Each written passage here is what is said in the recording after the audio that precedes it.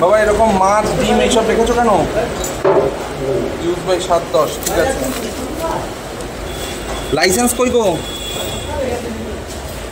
বিরিয়ানি বানানো হয় এখানে? হ্যাঁ বিরিয়ানি করে তো সামনে। এখানে কি হয়? এখানে রান্না হয় না?